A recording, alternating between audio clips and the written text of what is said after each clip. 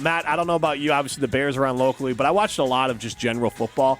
And last night I was watching the Chiefs and the Chargers game. Not just because I enjoy watching the Chiefs, but I enjoy the Chargers. I think Justin Herbert is a really good quarterback. He's got a great ball, and the fact that he's getting good coaching now and the offense is running just more, I would say, just more functionally, it's just fun to watch. I was excited to watch two of, I would say, the top 10 quarterbacks in the NFL go at each other. It wasn't a shootout because both those teams have good defenses. They're both well-coached teams. It honestly just felt like the toned down, the alt version of the Packers versus Lions game.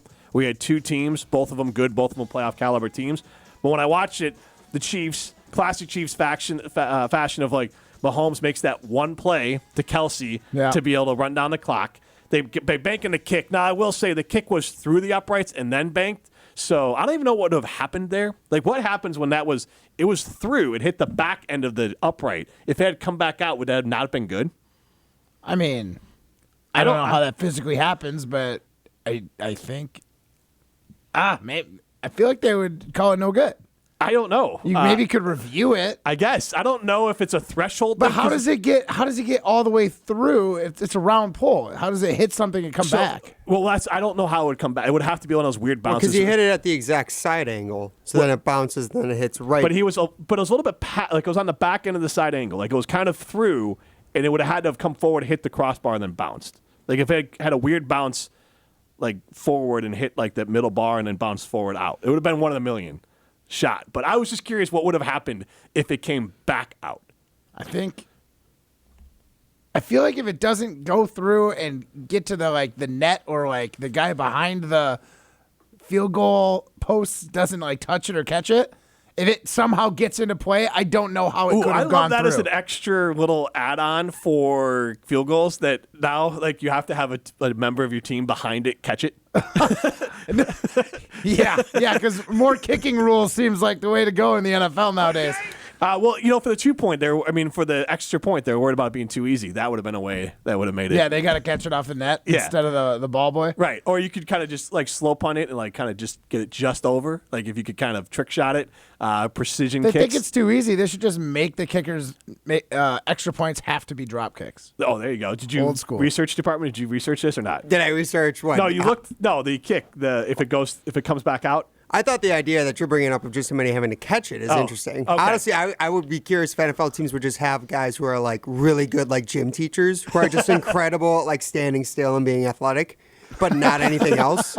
Like just back there just to catch it. Like they would make a new position for this, like long snappers. It's just one of the specialists. I'm trying to figure out a way that it could go through and come back, and I can't think of any way with a rounded goalpost. Anything is possible. So anyways, watching that game, it was similar to the Packers and the idea that the Lions came down the field, got the game-winning kick. That was the ball game. Jordan Love never got the chance to get back on the field to try to lead a comeback for the Packers. Now, obviously, Jared Goff is not Patrick Mahomes, but same thing. Mahomes was able to make that play, and they were able to bleed the clock out, run everything perfectly, and get that win. So what I wanted, it got me thinking, I'm like, are the Packers closer to the Chargers than they are the Chiefs? But I was like, that doesn't work because we're not an AFC team. Like as much as we talk about other teams, probably more than any other show on ESPN Wisconsin.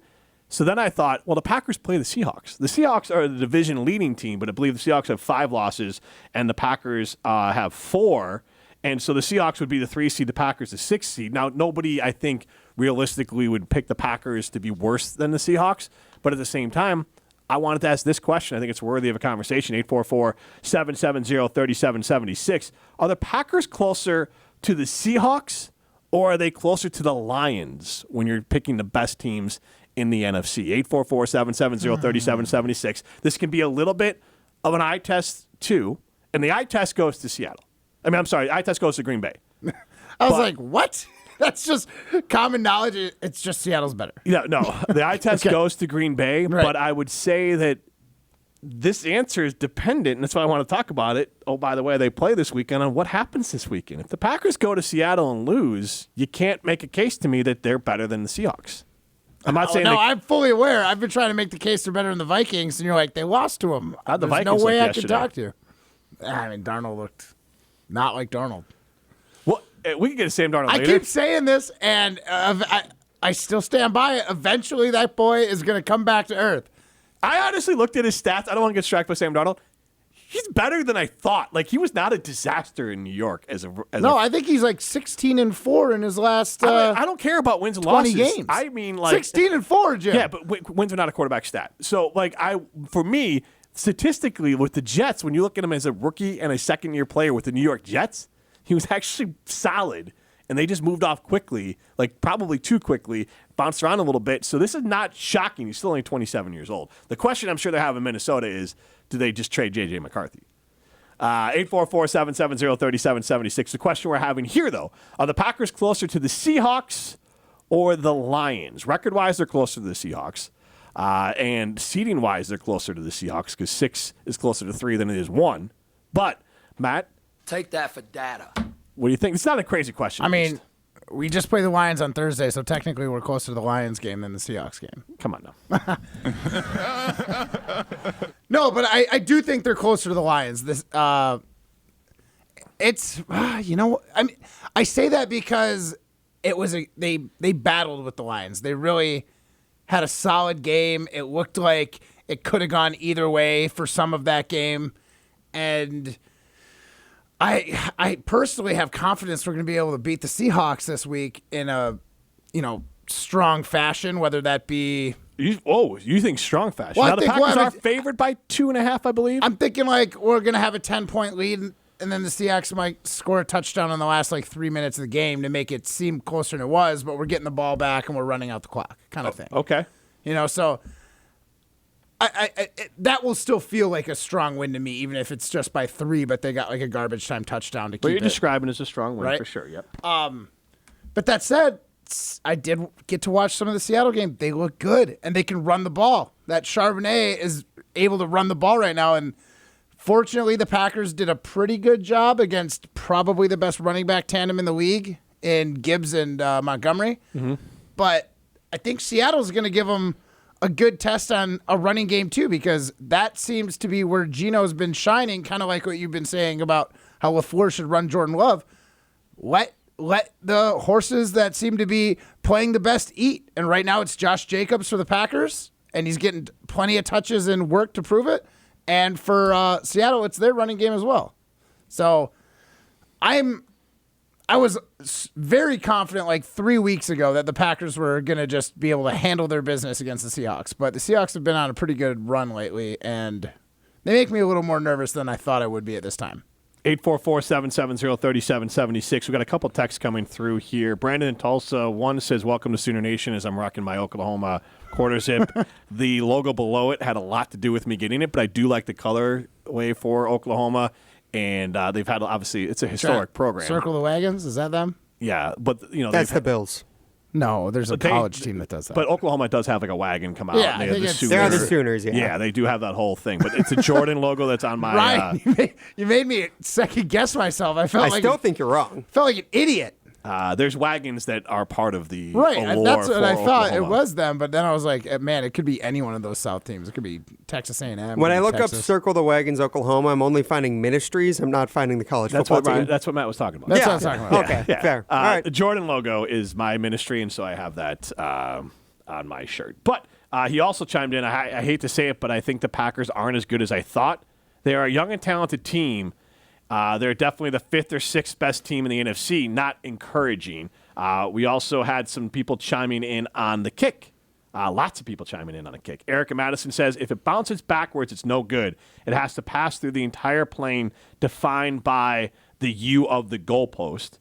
And then Donnie DeForest chimed in, I think we should put some extra points back to where it was. And whenever it scores a touchdown, and whoever scores the touchdown kicks the extra point. That's a little fun there. That would be hilarious.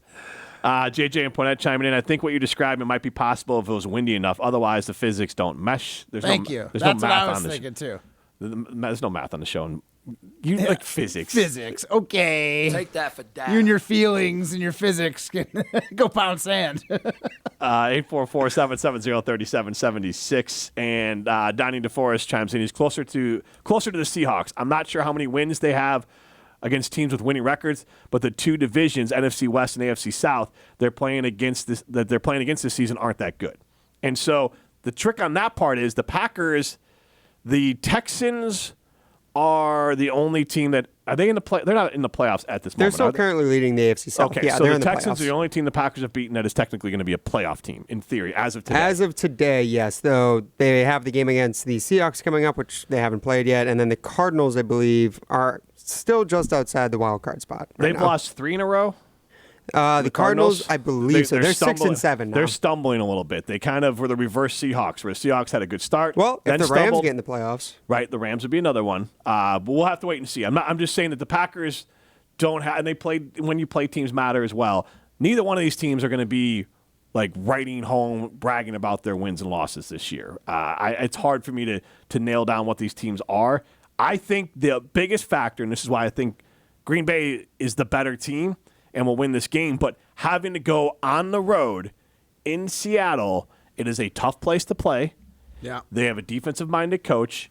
Geno Smith is no slouch. Obviously, you talked about their running game as well. Their passing game is evolving. It's improving. So it's one of those where this game is going to be, I think, we looked at the Detroit Lions game as a measuring stick, and that's what I wanted to get to here. This Seahawks game is a measuring stick to me.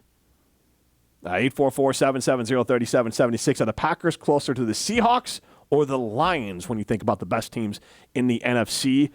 It is, Geno Smith is not having a – he's throwing for a lot of yards, but he's throwing a lot of interceptions. 70%, 3,500 yards basically. But 14 touchdowns, 12 picks. Yeah, and sacked 40 times. Yeah, so that is kind of – It's a lot for 13 games. It is. And, well, especially when you count for the interceptions. Right. Like if you're getting sacked a lot but you're not turning it over, then you can be like, okay, well, at least they're not making the decision of compounding a mistake. Right. But in this case, if you're getting sacked a decent amount and you're turning it over, that is obviously not as good as what you're looking for. Geno Smith, his last couple of games, he is a guy of the Jared Goff a cloth, if you will, and they run this offense of very high completion percentage, and he throws for a fair amount of yards. What he doesn't do is he doesn't long passes. He doesn't. Well, forget even that. He doesn't take care of the football. That's the bigger issue. You don't have to throw long passes. It's he doesn't take care of the football. Even in these last 2 games or 3 games during this winning streak they've had, the 4-game winning streak, he has 3 touchdowns and 2 interceptions. His completion percentage is near 77, 75% during that window. Right. But the turnovers, and the Packers are a turnover team. Mm-hmm. That is why I think that they'll win the game. But I do think it's interesting that the Packers, like, it's not impossible they lose this game. Seattle is not a dog here, and you have to go on the road to do it. That if they lose this game, you have to make a real conversation that they are closer to Seattle than they are to Detroit. I mean, I honestly feel like you could make that argument now. The Packers, the Lions, super consistent, right? Haven't really had many downs. And when they did have a first half down against the Houston Texans, they rallied and came back with a win in the second half. So they're uber consistent. And you look at the Packers in Seattle, neither one screams consistency this season. Yep. Like, honestly, I might be swaying a little back. As much as I was confident that the Packers hanging with the Detroit Lions was a good enough argument to stand on, it's also a divisional game. You kind of expect these games to go a little bit better. Like, the Bears hung with the Lions. Not to say the Bears aren't a team that can't play well, but, like, they get up more for division games. Yep. And right now, if you just look at the season and the way it's gone for both teams, the Packers and Seattle have a fairly similar look. Start okay, have a bit of a slump, come back, feel like you're bringing it around. And now you got these 2 teams that feel like they're bringing it around going head to head. I'm switching my vote. I'm going to go Seattle. They're closer to Seattle right now. That doesn't mean I don't think they can get good enough to like really compete with Detroit if we do get a 3rd game against them in the playoffs, and if we make the playoffs. But you're right. This is going to be a good like litmus test to see where this young team is at. Are they ready? Is this a team that's Super Bowl ready this year, or does it seem like a talented young group of guys that might be another year away? from making it happen. 844-770-3776. Brett from Middleton. I think the Packers can beat the Seahawks if they take them serious. They're closer to them than the Lions. The good news is I'll be rooting for the Seahawks. And since I'm a Bears fan, I usually just root against whoever the Packers are playing. That's another right, haterade drinker in Middleton. Judgmental I will Jim. share my brother's thoughts on my theory as my daughter had her birthday party and my brother came to town, diehard Bears fan. So you were still worked up by me calling you a hater, and you had to get your brother's take on it? No, he listens to the show, so then he brought it back up. You have with family me. that listens to the show? My brother listens Must be regularly, nice. and his What? and It's his only wife. my mother-in-law that listens to our show. My wife doesn't listen, and my parents don't listen, but my brother listens regularly. He is a diehard sports fan. He would be the Chicago sports fan. He is a Brewers fan, White Sox fan. He likes the Bulls, but he's a big Bears fan. But he's just basically the reverse of you. He lives and dies with the team. Yeah. Everything is like so. Not without giving away his thoughts on it. We'll get that on the other side.